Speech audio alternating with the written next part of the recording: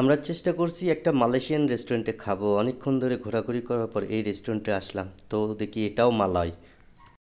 দুপুরের খাওয়ার জন্য আমরা এই যে চাইস নামের একটা রেস্টুরেন্টে আসলাম। আমরা চাইছিলাম একটু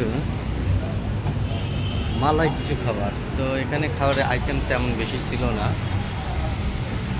মানে এরা স্ন্যাক্স আইটেম বেশি বিক্রি করে এই কারণে। আর এখানে দোসা হচ্ছে, এটা দোসা,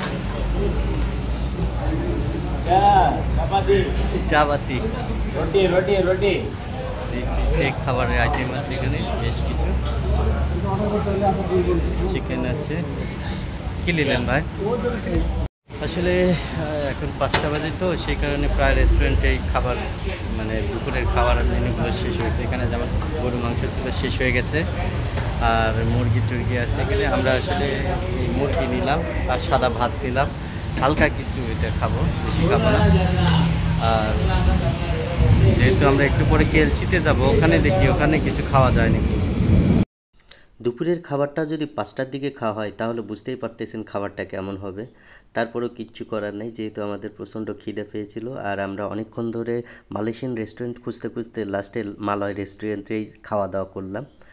আর আমাদের 3 জনের বিল এসেছিল 35 রিঙ্গিত।